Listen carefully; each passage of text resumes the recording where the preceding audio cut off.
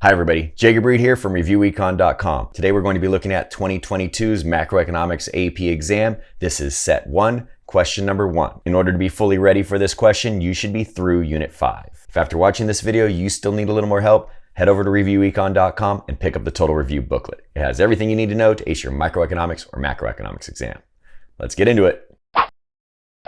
Now this question starts off with a country that is currently operating below full employment. We're going to draw an ASAD model graph showing the long run and short run aggregate supply curves and the aggregate demand curve. We're going to label the current equilibrium output and price level Y1 and PL1 and the full employment level of output YF. We're going to start off by labeling our axes PL and RGDP and have our downward sloping aggregate demand curve, upward sloping short run aggregate supply curve, and between those we have our current real output labeled Y1 and current price level labeled PL1.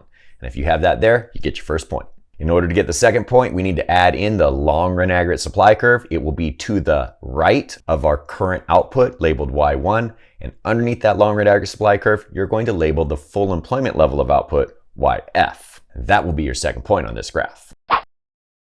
For part B, we're going to identify one fiscal policy action that could be used to restore full employment. Remember, fiscal policy is just taxes and spending. And if we remember on the graph we just drew, we have YF is greater than Y1. That means we have an inflationary gap. In order to close that inflationary gap, we need to increase the aggregate demand curve, shifting it to the right. And it's helpful to remember that spending is going to increase GDP while taxes will decrease GDP. And so either of these answers will work: increase government spending or decrease taxes.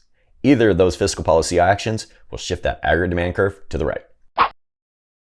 For part C, we're going to assume that no fiscal policy action, and instead there's a change in investment spending that causes real GDP to increase by $200 billion. We're going to calculate the minimum change of investment spending that could have caused this increase in real GDP. And we know that the marginal propensity to save is 0.25.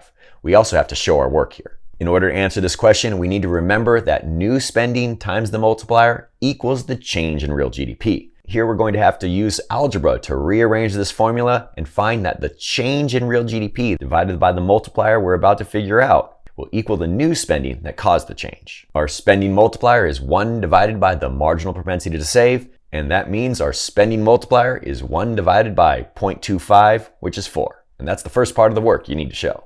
And then we're going to plug in the numbers and find the new spending. So that's $200 billion of the change in GDP divided by the 4 spending multiplier equals $50 billion of the initial change in investment that caused the overall change in GDP. And if you have that work there, you got your point. For part D, we're going to assume that the recessionary gap that we've already seen on our graph is worth $800 billion. And then we're going to show the short run impact of the change in investment that we identified in part C on the price level and real output. We're going to label them Y2 and PL2. And as we should already know, the increase in gross investment is going to cause the aggregate demand curve to shift to the right. But the change in real output is only going to be $200 billion, and the gap is $800 billion. That means the change in real output is less than the output gap. So while the aggregate demand curve is going to shift to the right, it's not going to be enough to fully reach YF, or the full employment level of output. Now you don't have to draw it to scale or anything like that, but if you shift it to the right, but don't bring the new output all the way to YF, but make sure that Y2 is still less than YF, and you'll get yourself a point. For part E, we have to say if the current rate of unemployment after the shift we just drew is greater than, less than, or equal to the natural rate of unemployment. And we have to explain. And as we already saw in the graph we just drew, we still have a recessionary gap. It's just a smaller gap. So that means that the answer is going to be greater than, because the current output is less than the full employment output. So there is still a recessionary gap. And if you have an answer something like that, you get yourself a point. For part F, we have to assume that private savings is going to increase in this country. We're going to draw a correctly labeled graph of the loanable funds market and show the effect of the increase in private savings on the interest rate. When we draw out this graph, we're going to label the y-axis real interest rate and the x-axis quantity of loanable funds. We'll have a downward sloping demand curve, upward sloping supply curve, and we have to mark our equilibrium real interest rate and our equilibrium quantity of loanable funds. And if you got that there, you get your first point for this graph. Next, we're going to show the increase in savings. It's that upward sloping supply curve that I often call the savings supply. Since private savings have increased, that's going to be shown as an increase in the supply of loanable funds shifted to the right, which causes the real interest rate to decrease and the equilibrium quantity of loanable funds to increase. And if you have that correct shift with the impact on that real interest rate, you get yourself a point.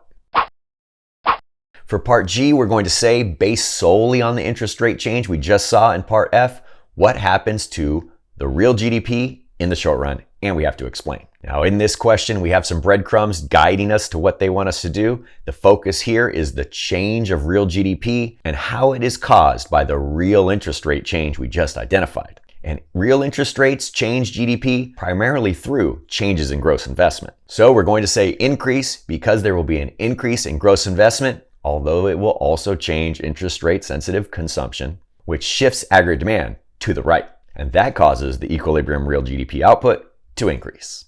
For part GII, we have to explain how that will impact long-run aggregate supply.